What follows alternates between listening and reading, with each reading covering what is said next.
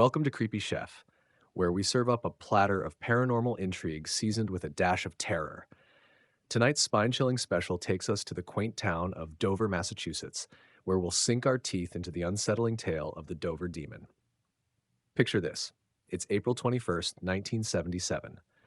The crisp New England spring air carries a whisper of the uncanny as dusk settles over Dover.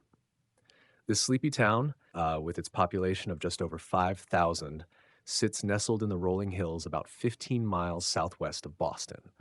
Normally, the most exciting events here revolve around high school sports and town meetings. But on this night, something extraordinary is about to unfold. As darkness blankets the town, four unsuspecting teenagers are about to have encounters that will etch their names into cryptozoological lore. Our first witness is 17-year-old Bill Bartlett, a high school student with no history of pranks or tall tales.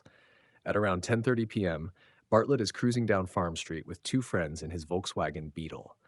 The headlights cut through the gloom, illuminating the winding road ahead. Suddenly, Bartlett's eyes lock onto something so bizarre, it defies explanation. In his own words, as reported in the Boston Globe, "As I drove by, it turned and looked right at me. It had two big, glowing orange eyes. I think it was about 4 feet tall. It had a big head like a watermelon and a small body with long, thin arms and legs. It was hairless and had rough, peach-colored skin." For a heart-stopping moment, the car's headlights bathed the entity in their glow. Then, as quickly as it appeared, the creature vanishes into the shadows, leaving Bartlett and his friends in a state of shocked silence. The encounter lasts mere seconds, but it's enough to leave an indelible mark on Bartlett's psyche. But the night's strange events are far from over. Just 2 hours later, 15-year-old John Baxter is walking home from his girlfriend's house along Miller's High Road. The quiet of the night is suddenly shattered when Baxter spots a small figure ahead.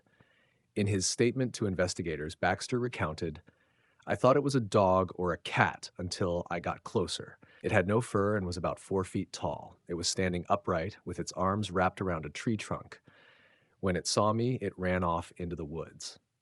The final sighting comes the following night, April 22nd.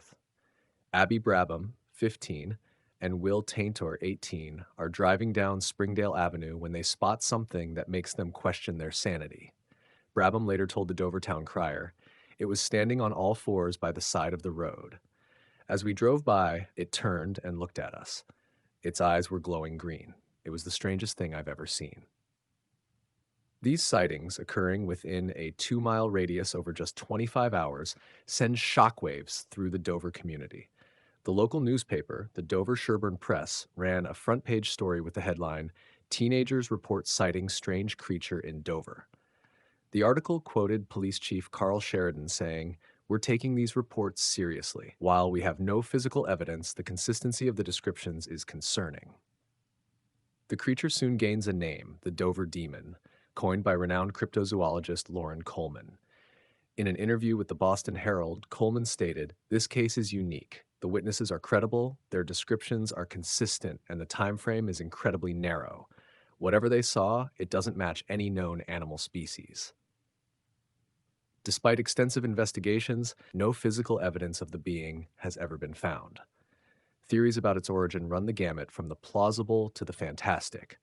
Joseph Nyman, a UFO researcher who investigated the case, told the Middlesex News, "The Dover Demon doesn't fit neatly into any category. It's not clearly an alien, a cryptid, or a known animal. It's truly an anomaly." In the decades since those fateful nights in 1977, the Dover Demon has become a fixture in cryptozoological circles. It's been featured in books, television shows, and even inspired a Japanese toy line. Yet it remains as enigmatic as ever, a tantalizing mystery that continues to elude explanation.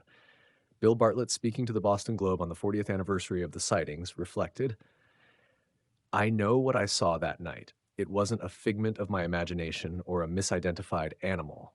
Whatever it wasn't from this world." So, dear listeners, as you digest this morsel of the unknown, we invite you to ponder. What would you do if you found yourself face to face with the Dover Demon on a dark New England night? Thanks for watching. Don't forget to like, subscribe, and devour the bell icon. If you have a story you would like to share, send it to creepychefmedia@gmail.com.